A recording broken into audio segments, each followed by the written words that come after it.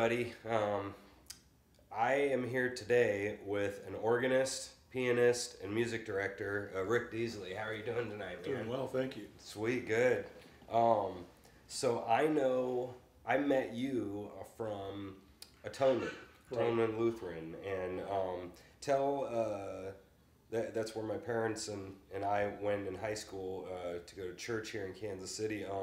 Tell everybody a little bit about what you do at Atonement. Well, I'm the music director there, and I play the organ, and I direct the band, and administer the music program, which includes a choir director and a handbell director, and then there are associated things with it, like the Christmas pageant, for example, which is going on right now. So, yeah.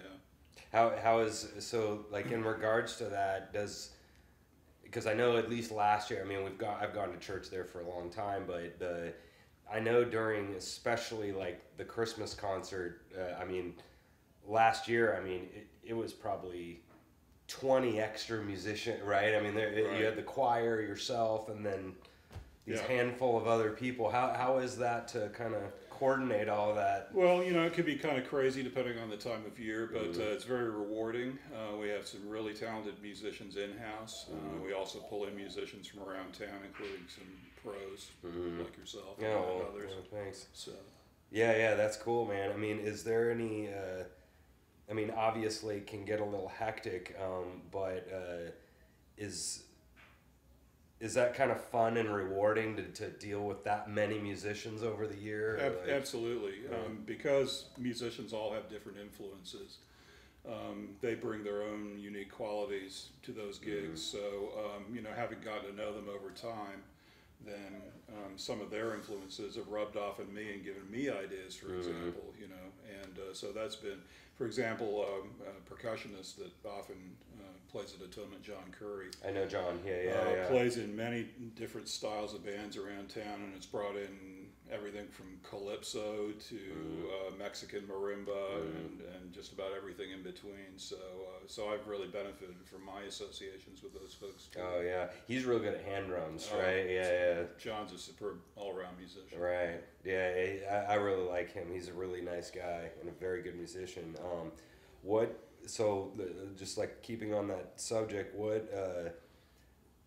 sometimes is there, like I know when I ran my band, there's so many good musicians in the city, but I think so people like Miles Davis are really good at like looking at a guy. He knows he's really good. I mean, these people he's dealing with are pros, but he has this idea of what kind of album he's doing, and he goes, okay, I want that guy, but I want you to do this because I know that your ideas are nuts. His musical ideas are really cool compared to this guy. This guy has the great tone. I want him for this, and I want you for that. Sure. Is that challenging or fun to like kind of have these musicians, but kind of know not just that they play, but kind of know their strengths and weaknesses? Sure. Yeah, an example would be we have a periodic jazz liturgy from time to time. And so keyboardists like Wayne Hawkins when Wayne was in town, and now Paul Roberts, they have unique really skills that work into that sort of a setting, whereas I might not call them on a straight classical gig type of thing. Or, they have specific skill sets that work in that context very well. Now, there's also a lot of guys who are just superb all around. John Curry's a great example. Someone who's very classically gifted, but also plays in multiple styles that require improvisational skills too. So that's good. I know Wayne is out of control. I don't think he's in town anymore, but he is a phenomenal. He's a monster. And so is Paul Roberts, Right. and that's really cool that you're able to get those quality of players at Atonement. And they really shine with their unique skill sets in that kind of setting. Yeah. So I know that you do the music now here at church, but tell everybody a 2 or 3 whatever minute summary of some stuff that you did before that? Because I know that's your kind of big gig right now, but. Sure. Yeah, I don't know how far back you want to go. Well, yeah. Yeah, I mean, I'm sort of a product from high school on of the Kansas City area. Graduated from Shawnee Mission South and then went out to San Diego to school for a couple of years.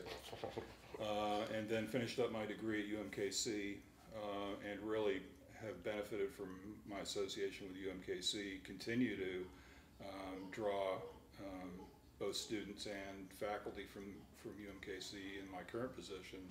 You know, for example, our choir director now, Dr. Ray Feener, is one of the vocal profs down there.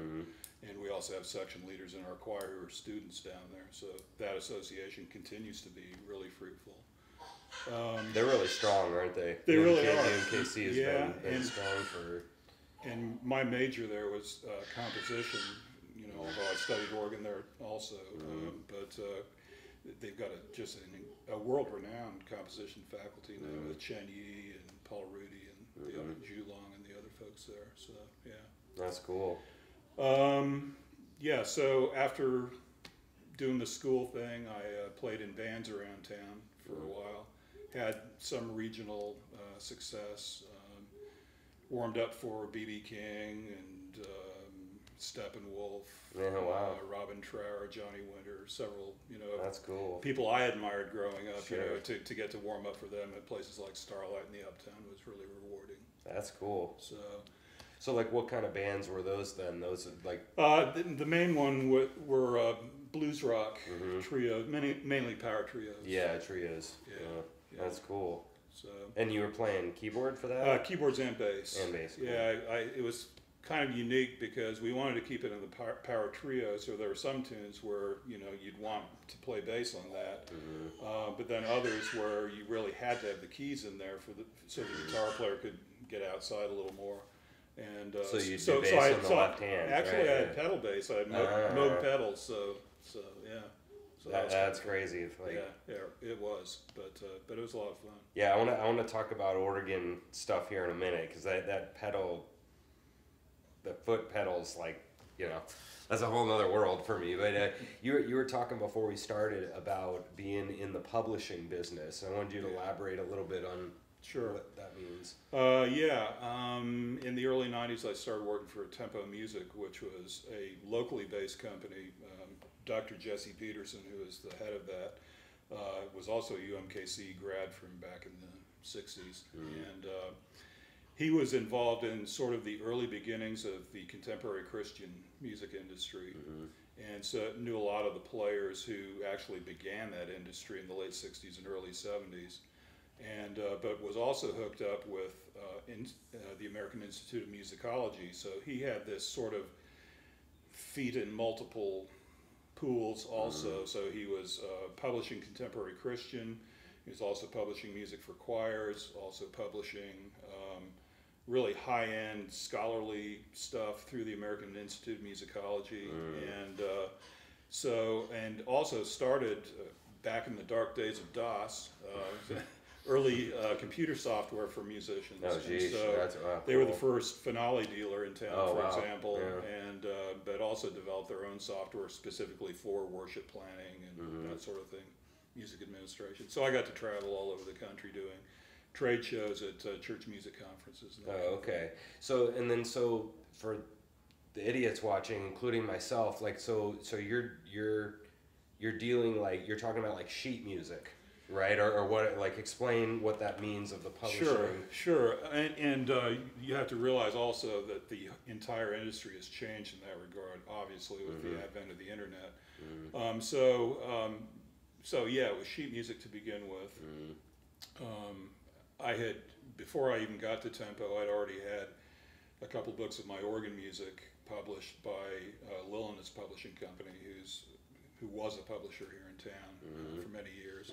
And then I had some other stuff published by Morningstar out of St. Louis. That you wrote? Yeah, that I wrote. Yeah, that's cool. So outside publisher. So I had some background there already in that sort of business, but I had not had any experience in sort of the contemporary Christian music industry, which was kind of interesting to get to know. And Jesse had a lot of insights into that because I mean, he was there at the beginning. You know, he knew a lot of the players. So That's cool. Yeah. yeah, I know this happens, and I'm sure this happens with kind of choirs in general too. Is that in orchestra, they'll be at like the middle school level or the high school level, and even though when you get into like when you get into finding songs that are like violin concerto type stuff, there's quite a few of them. You know, there's pretty large 400-year-old catalog, and maybe choirs even now. There's a 600-year catalog, but when you get into like viola repertoire, it's now we're down to like 37 pieces that are like really college level. And then when you get into like orchestras, there's a lot of good stuff, but it's all that kind of barely college level repertoire. And then when you have this high school that can handle some okay stuff, they just barely can't handle this. And I'm sure that when you get into different kind of genres of stuff, when you're getting into like choir, I know everybody is always looking for more pieces, that are like bluesy or that are gospel, and they're written out for everybody, Right. So like what other people don't understand is when the teacher goes into that big catalog and they're, looking through all these songs, we're always looking for the more songs because you have your standards and stuff. And what was some of the stuff that you wrote, like for which kind of groups or like? Sure. The stuff that I had written initially was for organs, so for other organists, and was primarily hymn-based. So hymns that are sung across denominational lines, whether you're Lutheran, Presbyterian, Episcopalian, whatever, these tend to be used by organists everywhere. And so there was a, sort of built-in market for that kind of thing. I really wrote those out of my own needs, as a music director and organist in whatever church I was at the time. But then, when you get to the choir level, what you've just said is correct. They're looking for things by difficulty. So, I mean, if you've got a pickup choir who can't really read music that well, you're not going to pick some really high-end classical literature with, split parts and stuff. So you have to gauge it to the difficulty. Also to, what I've always tried to do wherever I am is find out where the people are that I'm working with first, sort of get a sense of what their strengths and weaknesses are, and try and stretch them a little bit at both ends. I mean, sure, find pieces that fit them well and show them off well, but also stretch their abilities and their tastes a little bit too, so they grow, because that's part of what it's all about too. Oh yeah. And the taste is that's something I definitely know that is happening in the orchestras right now. Is that we know in our head that best is a stupid word, but we know that classical is the key. I mean, you want them to get to that point where they can do the Brandenburg concertos and the these good level pieces, but we also know to keep their engagement. You do the Grease medley, and then these other like rock tunes that are arranged, and Aladdin, or whatever your thing is that you're trying to do. And I know that Jane did that with us a lot, Jane Andrews, where she would find these pieces, but she would try to find these kind of more gospel style pieces than the hymn type pieces, and try to expand us. Have you ever had a time where you were trying to get a choir to do like a very kind of bluesy or some kind of different style, and they just weren't having it? Have you ever had that? Or oh, absolutely. There are things that are just totally out of some folks' comfort zones, and when you find that that's the case, then you maybe put that aside for another season or something until you've been able to sort of stretch or lead them to appreciate that. Oh yeah. And it may be that certain styles may not be appropriate for a given situation either too. I mean, you just got to be sensitive to where your people are. So. You're right. And I guess maybe straight to your church too, right? Oh, absolutely. Yeah, definitely. You come in with this song that is straight out of Ray Charles or something, and everybody's not really ready to hear the I don't know. I like Ray. I love it. I love him too. But this Sure. this 80-year-old congregation is not quite ready to hear the blues, and they're I think that all that stuff is really funny. So I guess last question on publishing, because I'm really curious about that because I really know nothing about it. But like a lot of us in the band world complain quite a bit about like BMI and ASCAP. Yeah. And so on the publishing side, take everybody for like a minute into that process of you. I mean, you got to actually like send it in, or you've got to write it obviously, and then send it in. Like tell people about how that works. Sure. It depends on sort of your ultimate goal for the distribution of it. If you're selling it to a publisher, then the publisher will want those rights.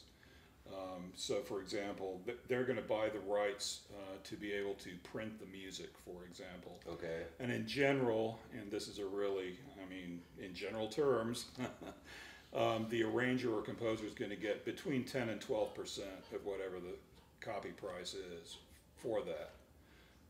Now, ouch. Yeah, I'm just kidding. But that's a traditional printed music approach. You'll get a lot, well, not a lot more, but you'll get more if it's pure internet distribution, where the publisher isn't having to shell out for actually printing and stocking stuff in stores and all of that kind of thing. And as I said a few moments ago, I mean, the entire distribution model has changed now. So, the percentages that I just mentioned will definitely change depending on the context and upon the market too. Yeah. So, I mean, it used to be that there were tons of music stores everywhere. And it used to be that there were lots of music distributors who the publishers would send their music to, and then in turn they'd send it to the stores.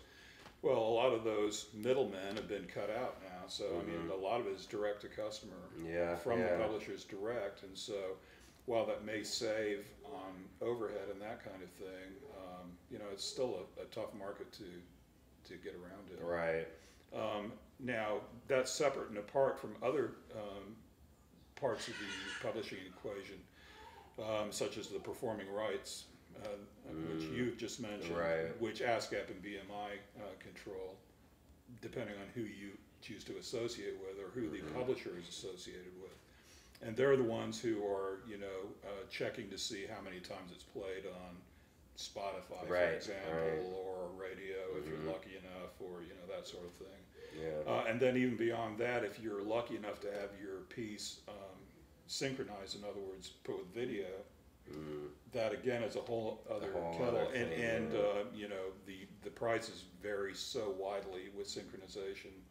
It's basically whatever deal you can work with whoever's doing the video. Right. So. I think like you're making a good point, and that obviously not trying to go into politics or anything, but I think people don't understand that 12% number that you're talking about, like, and that happens a lot with like album sales, where we look at Steven Tyler or any of these, Justin Bieber, any of these people, and we don't understand that like they're, we think they're millionaires, and they are, but we don't understand that like Columbia like owns that's a silly word, but they really are his name, and he's just the one he's just the one performing, but he didn't really write his own songs, he's not doing any advertising, that somebody's doing that all for him. And on the publishing side, it's the same thing, where you put out your product of your piece, but I mean, it's exactly like working at a shop for lessons, you come in and teach, but other than that, you ain't doing anything. They did all the advertising. They did all the shop's doing everything for you. And so everybody kind of thinks about that 12% number, and they're like, oh man, we're getting jacked like crazy. Well, you did a lot of work with printing it, but, all the rest of this stuff, you're not really, the person isn't really doing anything. So, that's... Yeah. I think a lot of people politically don't understand that idea of the percentages of what actually is really going on, and like, it's kind of a tangent, but like, I think really understanding the economics part of that is. Yeah, I mean, everyone needs a margin. Everyone needs to make something on that product. So while the composer's making maybe 10%, and that seems low to the composer, and believe me, it does seem low. On the other hand, you have to think about the publisher who's taken that, printed it on paper, put a cover on it, paid an artist to design the cover, and they're giving that to a distributor or a dealer who's maybe paying 50%, maybe of the cover price. Right. So I mean, the publisher right there is down to maybe 30% or something on that for all the promotion and the artist and tracking the royalties and mailing out the statements and the office overhead and all of that. So I mean, you're right. There's a lot of cuts.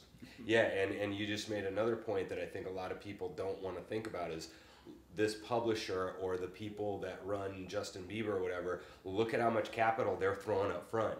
Like you just said, I mean, they're throwing up, whatever, at least $6 a piece or something, of all the stuff that they just did, and they just spent $6 on every piece of paper that we put out, and now that's why they charge 15, 12, whatever their price is, and so it seems unfair, but look, I know in a band world, we always think about that of it. We always see it one-sided from the musician's point of view, and we never look from the bar owner point of view, and that's the same kind of concept where we think we're always getting jacked, but we kind of got to see a bigger picture, Yeah, exactly right. Yeah, that's cool, man. So obviously, like you said, you did a lot of stuff with the publishing business. But one thing that I've noticed, obviously about you and others in town, are, especially in the band world, some people kind of stick with piano and don't do organ, or they do both, and especially some guys in the jazz business aren't very good at doing like running, walking bass, like really good, high end, and so tell me a little bit of the differences between, or challenges, or better, or whatever you want to say about playing piano and then playing like organ. Well, I mean, the most apparent difference to the casual observer is that with the organ you use your feet. Have fun. And a lot of times that's to play a bass line, but that's also sort of a typecast thing, that if your feet are moving on the pedals, you're supposedly playing the bass line. It's not always true, because the organ is somewhat unique in that whenever you press a key, it's totally dependent on the stops that you have drawn at any given time. So whereas if you press a middle C on an organ keyboard and you have what's called an 8-foot stop on, you're going to get the same pitch that you get on a piano when you press middle C on a piano. Okay. If you press middle C on an organ keyboard and you have a 4-foot stop on, in other words, the pipes are half the length of the 8-foot stops, it's going to be an octave higher. Oh, okay. And so you can actually play melodies with your feet at 4-foot pitch and be playing it at a lower pitch on the keyboards, and so you're actually playing melodies with your feet that are sounding. It's a real mind. Wow, that's crazy. Mind game, yeah. So you're doing, you could do octaves if you want, but you could also do unison, I guess, is what you're saying, with the feet and the wow. Yeah. See, people don't see that. So that's the most apparent difference. Yeah. Also, organs may have anywhere from 1 to 5 keyboards plus the pedals, any number of stops from 1 to hundreds. Yeah, wow. Whereas a piano, you're pretty much sure you're going to have 88 keys and each one of them plays a note. Right? Yeah, right, yeah. Whereas the organ, again, going back to talking about the fact that you press a key and it depends on the stops, you can have anywhere from 1 stop on to all the stops on, so you're playing at multiple octaves and layers of pitch just with 1 finger on 1 key. And I compare that, the sort of the mixing of the stops, to kind of like an artist's palette, where you've got different colors on a palette, and you're selecting, maybe a little bit of red and a little bit of green and a little bit of blue, and you mix it up.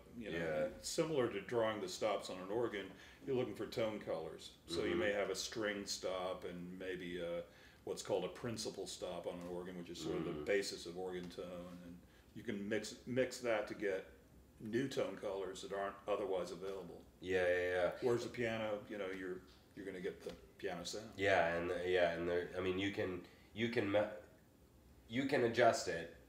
Playing piano, obviously, you can get kind of a more pingy sound. You can get a much more mellow, you know, depending on how you're hitting it or whatever. But I know I was watching, I don't know if you know Medeski Martin Wood. I don't know if you, so I was watching him, and, you know, I mean, there's all these white little and he's going nuts, right? I mean, he's, you know, pulling them out and pushing them back and pulling them out. I mean, as he's going, and I mean, he's going crazy, you know, and like, and I mean, I guess it's just like anything. I mean, you're now kind of memorizing where all these things are and which one does what and whatever, and that was just crazy to watch him, because I mean, he's got, you know, I mean, he's got a regular piano here, he's got his thing here, then he's got his keyboard with, you know, God knows what over here, you know, and it's not even a Rhodes, it's, I don't know what it is, you know, and then he has, and I'm sure on the other side he probably had his regular like killer Yamaha or something with Rhodes and all these other, you know, vibraphone or whatever, and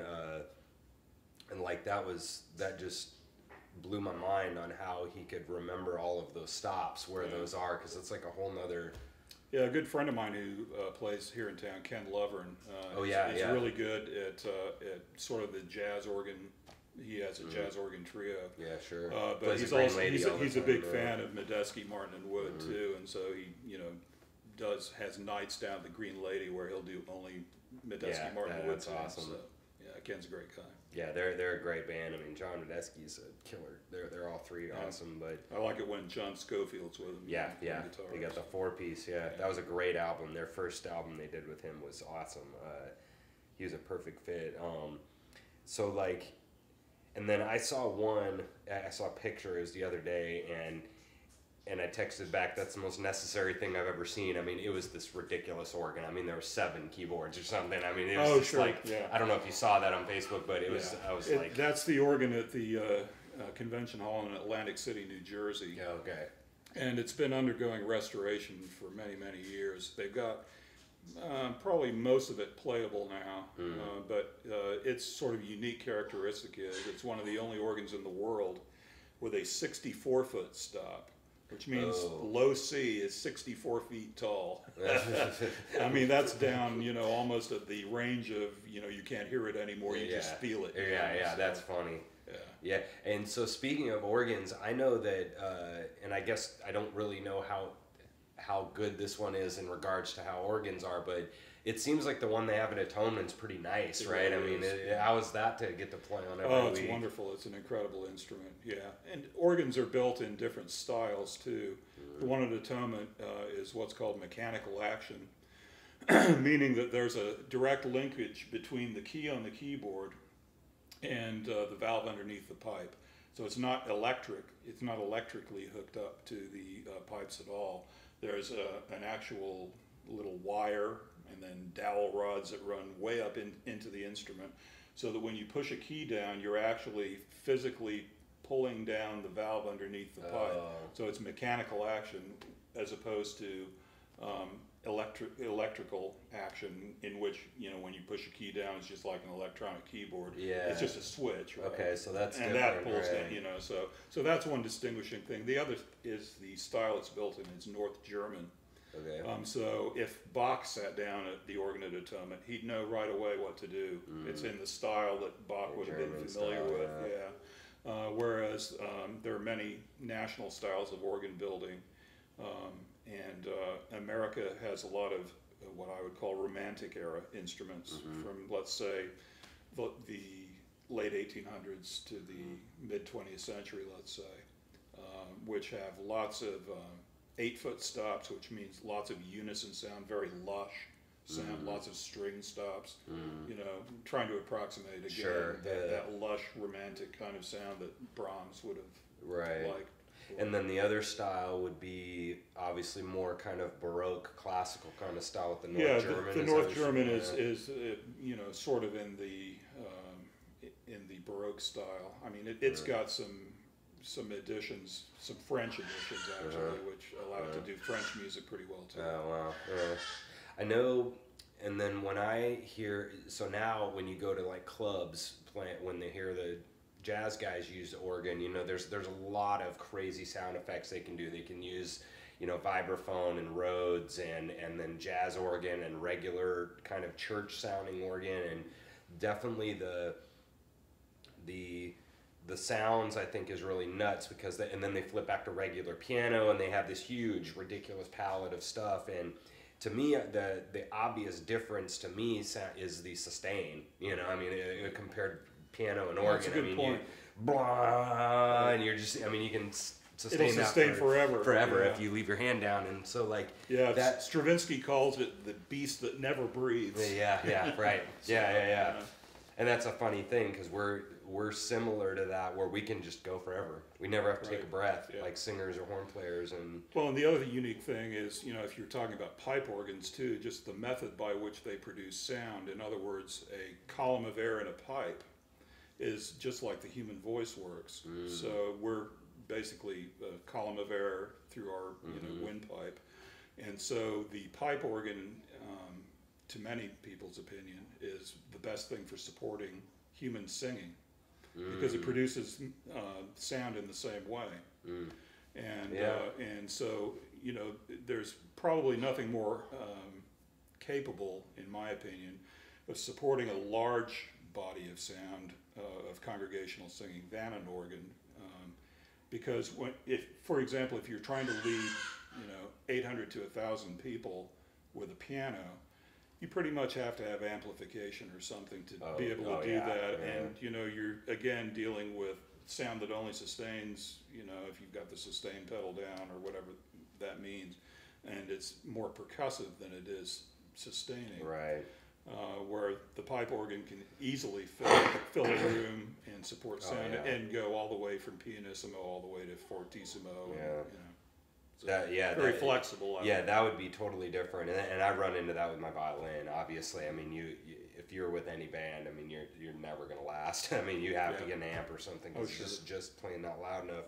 Yeah. And like so last question on that. I would think that going back and forth, so for example, let's say you had like a week where you have 2 piano gigs or something, and then 2 organ gigs.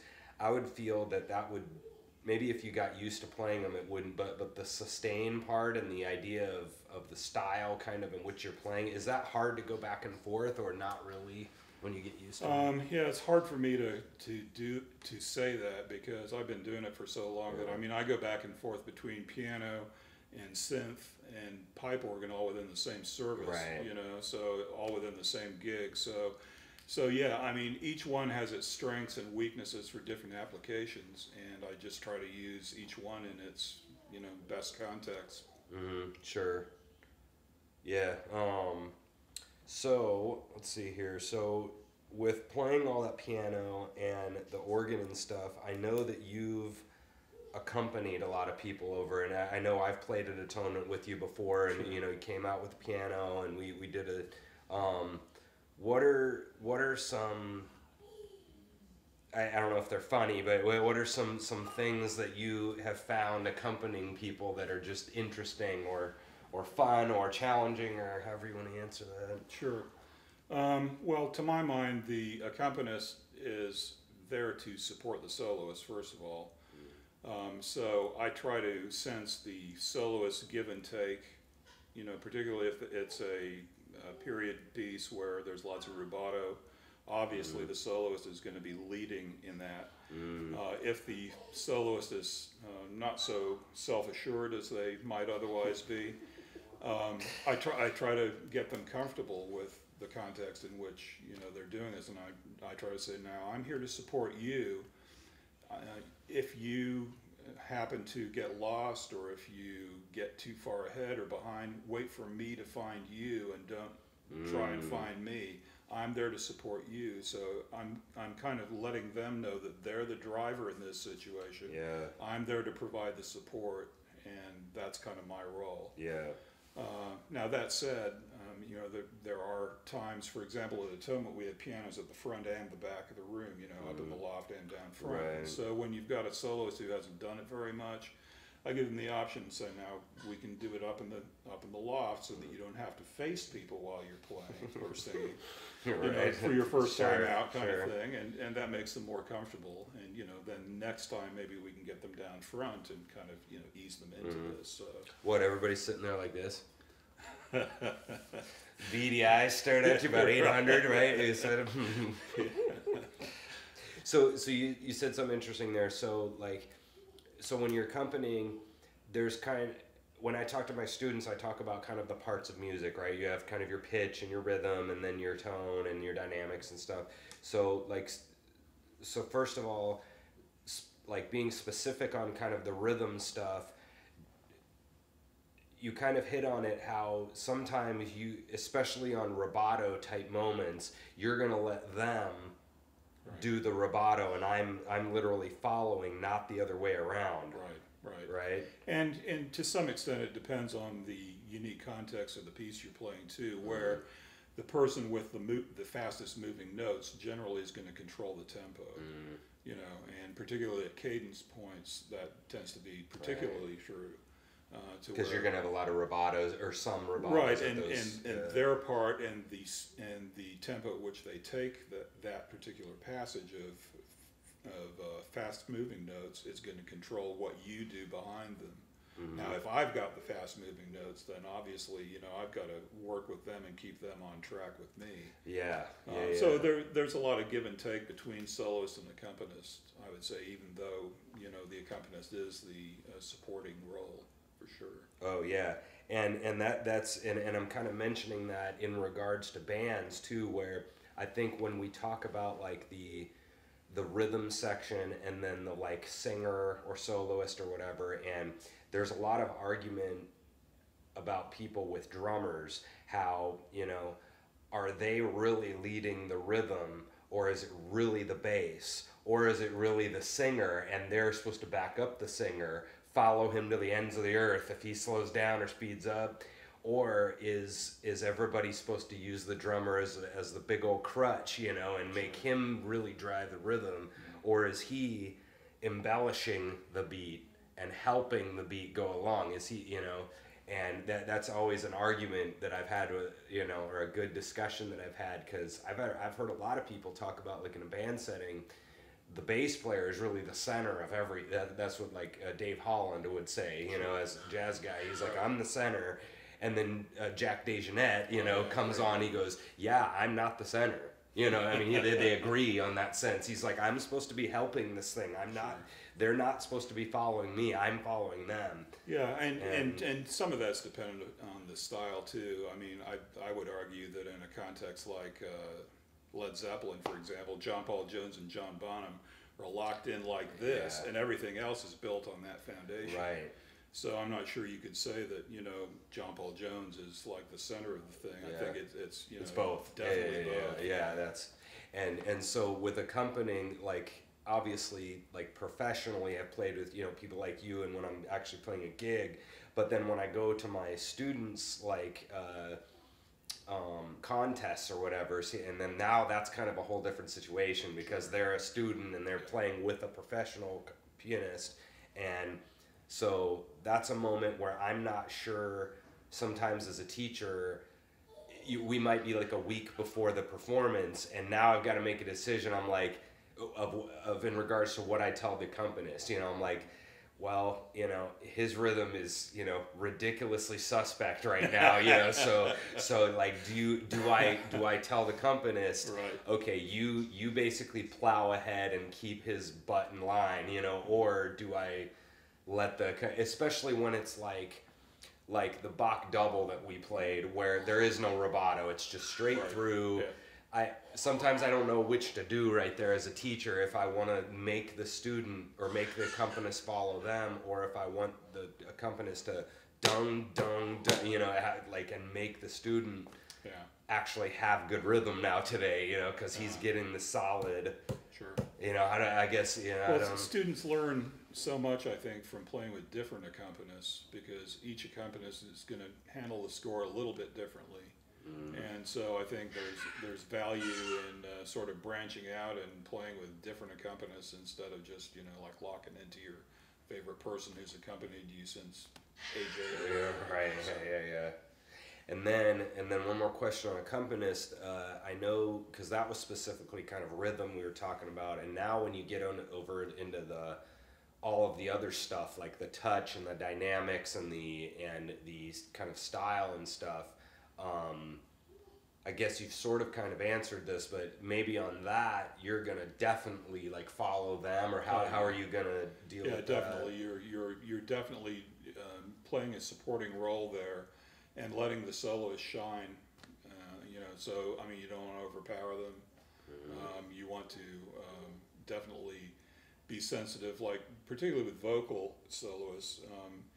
You have people who have a rather small vocal sound. I mean, you're not going to, pound fortissimo in the music, even though it says that in the score. Whereas someone with a really big voice, I mean, sure, knock yourself out. So you have to be sensitive to the unique strengths and weaknesses of whoever the soloist is, and whether they're vocal, instrumental, or whatever. Yeah, I know that it always blows me away when we were at Wichita State, and we'd have some vocalists come in and play with the orchestra, and this dude's like blasting over the whole orchestra, and he's like one guy, and we're like massive. I mean, our sound is huge, and he's just like, and he's in front, he's in front of the orchestra, but I'm like, holy crap, this guy, or the girls too, I mean, they're towering over us, and we're at straight up fortissimo, and that's just nuts. So I can imagine like judging as just a pianist with somebody like that on where to put yourself would be tricky, I would think. It can be, yeah, and so you've just got to, through experience, develop ears and sensitivity to that kind of thing. Yeah. So I got a couple more for you here. So I've wanted to have this show about kind of helpful hints for people, and for piano players in general. We talked a little bit about accompanying. Is there any other kind of specifically piano advice that you would give to like a 20-year-old or somebody who's getting into this kind of professional world?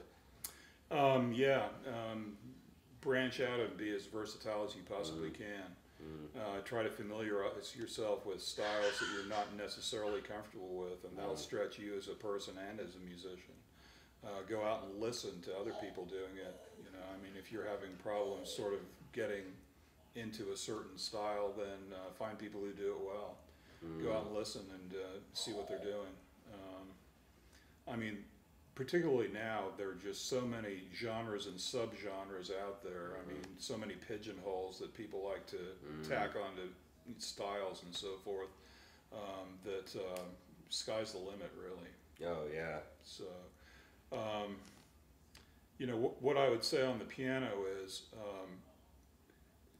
for example, in a university style education as a keyboardist, because organ was my primary instrument, I got to bypass a lot of the piano proficiency class stuff that everyone else had to take, Right, so I mean, you're familiar with that.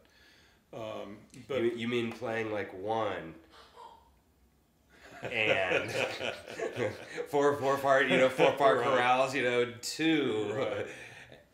And but part of piano proficiency involved things like learning how to play in what's quote unquote assembly style, to where you're playing sort of the Scott Joplin style, where you're all over the keyboard all the time to try and fill space.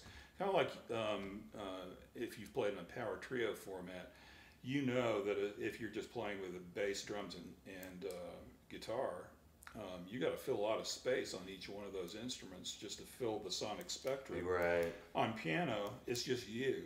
Yeah. And so, learning how to play an assembly style, if you're having to lead like a gymnasium full of students and singing the school fight song or whatever, that's one set of skills which you're not going to learn by playing Bach two-part inventions. So being familiar with all these sort of different styles is going to do you well. Oh yeah, I know. I heard one guy. It was like a jazz combo, and they were playing to 1,000 fourth graders or something. Like down at Gem Theaters. It was that kind of a thing. And he was trying to tell this kid, and there were some other high school kids that came up. It was kind of a clinic, and the guy looked at him and he goes, his point was basically that you don't play piano here, you play it here, and he moved both his hands up an octave, and I think he was specifically meaning like comping. I think that's kind of what he was implying, and I was curious why he was doing that. But I think later he was talking about that you're fighting against the bass and like, and that's maybe what you're talking about where you need to be literally on the keyboard in different scenarios. Yeah, true. For example, if I'm playing piano in the band with a bass player, Forrest Stewart is the bass player in the band at church right now, then I'm going to shift much more to everything sort of from here on up, which is the octave below middle C on up, and I'm not going to get any further down than that because Forrest has that covered already. Yeah. And you know, particularly down the bass register, that can get really muddy if you've got sort of conflicting things going on down there. It's already muddy. Right. And as you probably know from having done mixing on CDs and that kind of thing, there tends to be sort of a middle mush also. I mean, you got the guitar player in the middle, you got the keyboard player in the middle, sometimes you've got wind instruments in the middle, whatever that is. So I had a keyboard player that told me years ago, comp sparsely. Yeah. And that's good advice, I think. It's very good advice. Get out of the way. You know, you don't have to play all the time. Sometimes playing the rest is the best thing you can do. Oh, yeah. How many of us forget that? Yeah, exactly. Like every 4 seconds, we forget to stop playing. Yeah. The rests are just as important as the notes. Yeah, and that's a good point because I noticed that when I did my album where I had a keyboard and a guitar, and then they were both right in that spot, and so like, and a lot of people have told me this where at that point you have to go rhythmic with them, like in the sense of like an example would be let the keyboard player do the chords and make the guitar do like single note line kind of stuff so it cuts through, right? Yeah, or play the holes is what I've heard too. Right. I work with James Isaac, the sax player. Yeah, I know James. And James is great about finding that place where the singer has maybe held a long note at the end of the phrase, and so that's his opportunity to get in there and play without playing over the singer. Yeah. So. Yeah, I mean, country and blues are set up for that. Exactly. You have a nice big space there, you know, where they're either tapering their note out or they're not singing at all. Yeah. And I think a lot of people don't do that. There's that really high level musician that understands that very well, and then the guys right under them, you know, they've got good rhythm, they've got good touch, but that's the thing they're missing is the understanding the when part. You know, when do I need to put and not just the dynamic wise, but like literally what do I play in regards to when, you know, and knowing what kind of riff do I need to put in here. Right. And that's just stylistic familiarity, really. Yeah. You know, knowing what works in this style in this context. And, you know, I mean, that applies, you know, with the organ too, for example. Organs are built, as I mentioned a few moments ago, each one's unique. You know, you can have anywhere from 5 to 1 keyboard, a million stops with just one, and that sort of thing. But they're really built for the room they're in. So, whereas your violin has a soundboard which produces the sound, the organ soundboard is the room it's in. That is its room. That's its source of resonance. And so, if you're in a really dry room with lots of carpet, you're going to play the organ differently than you are if you've got 8 seconds of reverb after you. Right. You know? So I mean, Atonement or you totally got somewhere. to adjust that. So you know, I played out at the Community of Christ Temple in Independence. You know, the one with the spiral ceiling, and it's got 8 seconds of reverb. And if I were to play the pedals there, just like I do at Atonement, which has maybe 3 or 4 seconds. You know, it'd just get lost. Oh yeah. Because you have all that reverb and you've got bass notes fighting each other, just because the last one hasn't died yet. Yeah, you know, while you're pressing the next one. So you have to adjust for the room you're in too. And you know that from bands too. Sure. I mean, you adjust for the room. Maybe it's an outdoor gig. And it just loses it. It just goes everywhere. You know? So you have to adjust for that. That's interesting that you said that my sound box is this big. Well, your sound box is like the room. I got a room. Yeah, that's a crazy thing to think about.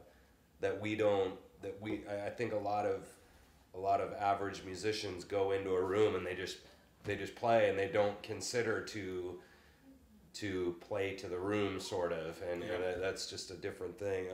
Last thing on that you said that was really interesting about going and listening, I've found, and this is showing how much that I've enjoyed playing kind of non-classical stuff, is that in the university and stuff, obviously we all have our things that we're really good at and things that we're, less at, but we all basically get trained, pretty much the same. The training is the same. We're not all we're not all the exact same player when we get out. But I've noticed definitely when you get into jazz, everybody is all over the place. I mean, this guy has really average like soloing ideas, but his tone is like just buttery and awesome. Or this guy is like super in the pocket. And then this guy is got terrible technique, but he has the most crazy, cool ideas, and I thought that was interesting and really good that you said that go listen to a lot of other people, because I think in classical we think like, well, I've heard 16 different violinists play Bach double, or the toccata and fugue, and I'm like, I've pretty much heard it pretty much in every way you can. But when you get over in jazz, it's absolutely endless, right? Sure. Or even rock or whatever. Sure. Any improvisational style is going to lend itself to a variety of expressions. And I think we're finding, even in the classical world, that the teaching of improvisation in classical styles is really getting stronger now. Good, yeah. For example, Bach, who is basically the god of all organists, because he was an organist too, he was an improviser. And improvising in Baroque styles was expected just as much as reading notes off a page. And that's really made a strong comeback, particularly in the 20th and 21st century now. So, for example, you could go to France or any of the organ schools in the U.S. and find improvisation in classical styles being taught now too. That's great. It is, yeah. So it's not just the purview of rock players or jazz players.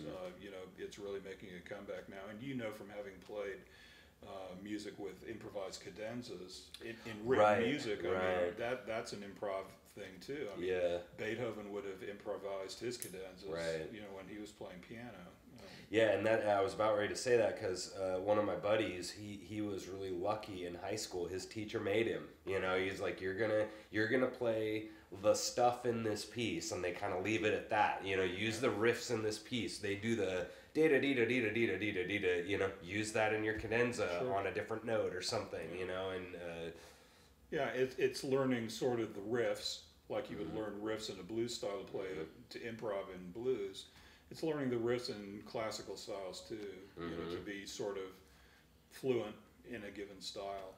Oh yeah, and this is a topic we could talk for 7 hours on, but the best so that's one way that I kind of teach my students about improv is that you have what's called your material, right? And your material is that dee da dee da dee da dee da dee da dee da dee da. That's one of your 10,000 little ditties in your head, and the best one, I think, well, Bach was really good at this, but the best one ever was Beethoven. I mean, the Fifth Symphony is the best example where he takes that and moves it down and does the same thing.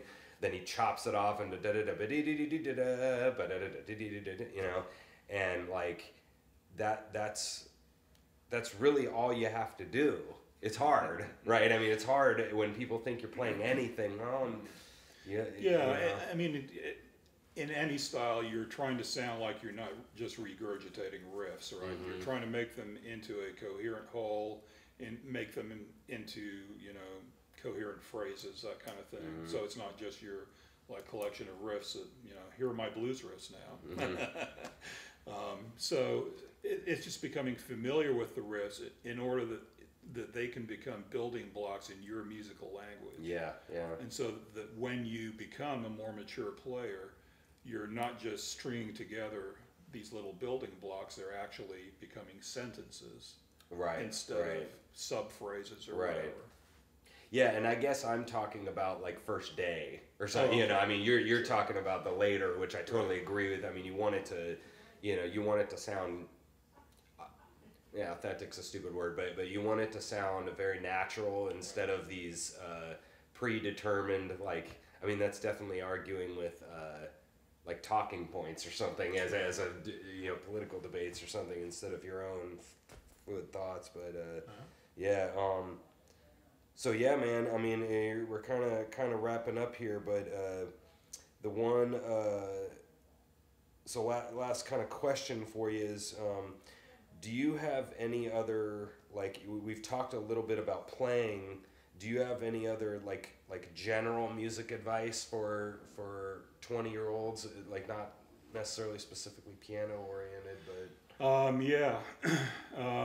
Be versatile and be organized. You know, musicians, for whatever reason, sometimes get a bad rap for not being organized, when they can be some of the most organized people on earth, and you know, show up on time, that kind of thing. But also from the versatility standpoint, just because you're a piano player, branch out. I mean, maybe you played clarinet in high school, or and you can pick up a sax and you can play in a pit, something like that. Chances are, eventually you'll find your niche in the music biz and have a chance to grow in one particular area. But before that, you're going to be doing a lot of things. Or you should be doing a lot of things. And that's good for you as a person to experience that and to be able to grow into that. But it also makes you much more valuable to prospective employers. Everyone's also familiar with computer based stuff now. So, for example, even if you're not an arranger, I'd get familiar with Finale or Sibelius or Dorico, so that you can write ideas out, communicate your ideas to other people, make yourself useful to maybe someone who's hired you on the gig to, or write parts or whatever. So be as versatile as possible. Yeah, that's cool. Finale can get pretty fast, right? I mean, it's horrible at first, right? I mean, you're taking 8 years to do one piece, but like... Yeah, and I kind of got in on the ground level there because it was, basically a new piece of software when I got in on it. So it's second nature to me now. Sure. But you know exactly where that quarter note is, and you know how to erase, exactly. And then you start clicking all over the place. You can do anything with Finale, literally anything. Yeah, so. Wow. Yeah, and so you said a couple of interesting things there too, like that talking about the finding your niche. That was a thing that was annoying to me when I first got into town. Like when people would give me that advice, and I sort of knew what they meant, but I didn't really know what they meant because I know in Kansas City there is kind of a lot of different things that you can do, and I think there's some people that have been getting on the church music niche, and they are getting these 7 different churches where they are starting to get the guy's name and starting to get calls for doing church music, and they accidentally never get to do the band stuff, and they're not that mad either. I mean, they have this gig and they don't hate it and they like it, and like so like, what would you say to those people that, like, for example, for myself, I was like, okay, I'm gonna be a jazz guy, and when I got into town, I'm like, okay, I'm gonna study my stuff. And then I realized after I went to my 3rd or 4th country band in a row, I'm like, ugh, I don't like this, but I'm actually pretty good at it, and then I found, and then the blues jams was another kind of different thing from the jazz, and I'm like, man, I can go here and shred it up with no practice, and like everybody's really enjoying me there. I'm meeting tons of friends, and I realized that the country kind of blues world is now my niche, and I was annoyed that I wanted the jazz guys to be my niche, but I was like, what would you say to those people that are trying to force something, but they're maybe realizing that this is my bread and butter? Do you have any opinion about that? Or I'd be kind of resistant to, saying that this is my thing right off without exploring and finding out what's out there. I'd compare it to walking into a new job, for example, where you're going in and you're doing a lot more listening than you are talking, for example. And so if I were trying to get into the jazz scene, first I'd start going to the clubs, right? And just listening to who's around town and that sort of thing. Maybe you do the kind of thing where you meet someone at the gig, you take them out for lunch or something, find out, you know, what the scene's like. And then there are other ways into that scene too. For example, there's studios here in town that, you know, do some jazz recording out at, I think it used to be Soundtrack, now it's Sound 81, I believe, out in Parkville. They do a lot of jazz recording out there, so maybe you go pick the studio owner's brain and, you know, find out what's going on there. But yeah, it's a relationship. It's just building relationships like you would in any context. Yeah.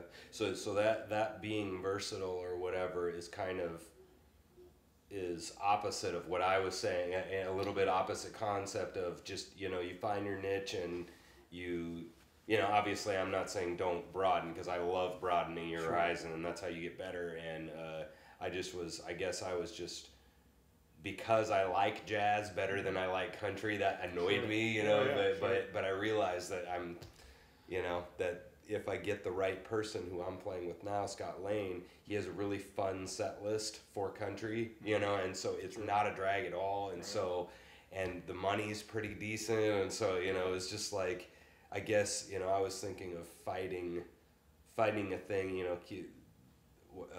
Dr. Phil keeps saying, like, how's that working for you, you know, and he's a silly man, but that's a great line, you know, and I guess that's where I was coming from. Yeah, in connection with that, I saw a great line the other day, you know, the sort of the working definition of insanity is doing the same thing repeatedly and expecting something to be different. Yeah.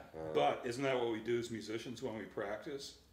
We keep on doing the same thing, and we improve. That's what practice is about, right? Right, is doing the same thing over and over again. And the different result is we get better because we're practicing. That's good. That's a good point. That's a good devil's advocate on that a little bit, but yeah, man. So cool. So we're wrapping up here. Last question for you. Do you have a kind of a moment in the music business that was kind of just funny that you'll never forget, or horrible, or, you know, like really funny now and not so funny there? Yeah, I was doing a band gig at Holbrook Country Club, and the drummer, for whatever reason, didn't show for the gig. And so the guitar player and I are standing there trying to figure out what we're going to do, and the bride's father came up and said, "If you guys don't start playing right now, I'm going to kill you."